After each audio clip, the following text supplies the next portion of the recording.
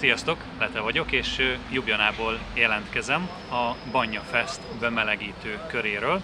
Csináltak ugyanis itt ebben a régióban Olaszországnak, Szlovéniának, Magyarországnak, Szlovákiának, Horvátországnak egy bemelegítő kört, talán az osztrákoknak is, és összejött most itt 10 szaunamester, aki gyakorlatilag különös tét nélkül, mert ez a tényleges Prágában megrendezett Banja Festet nem befolyásolja és nem egy előkvalifikáció, csak egy barátságos mérkőzés. Én, ahogy szoktam tanulni, jöttem ide, mindenféle elvárás és nélkül, de pont emiatt nem is nagyon izgultam a programomon. Engem húztak ki a kalapból elsőnek, úgyhogy én voltam ma február 28-án 13 órakor az első banyamester, aki megtartotta itt a programot.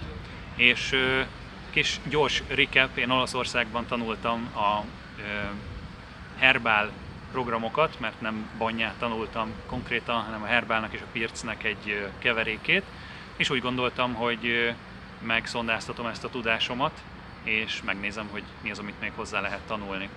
Egy világfás programot csináltam, az ősi magyar vallásban van a világfa szimbóluma, amit egyébként nagyon sokáig hordozott magával a népmesék és a mendemondáknak a világa, és nem csak nálunk, hanem a vikingeknél mindenki tudja, hogy ott van az Yggdrasil, ugye a Marvel is popularizálta ezt a világfás képet, de az észak-amerikai indián törzsek is egyébként tisztelik a világfának a szimbólumát.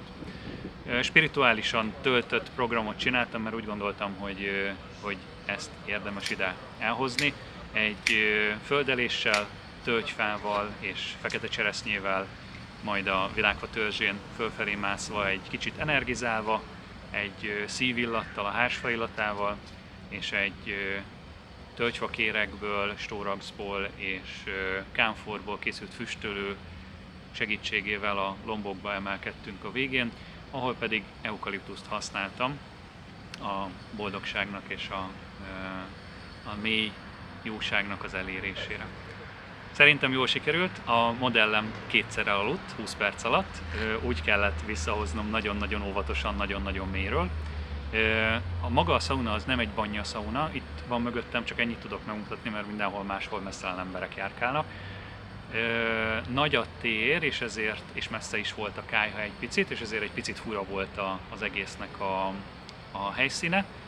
Én sokkal kisebb banya szertartásokhoz szoktam, ahol gyakorlatilag minden karnyújtásnyira van, és a meleget nem letornázni kell föntről 3 méteres magasságból. De ettől függetlenül szerencsére a magasságommal ezt szerintem jól megoldottam.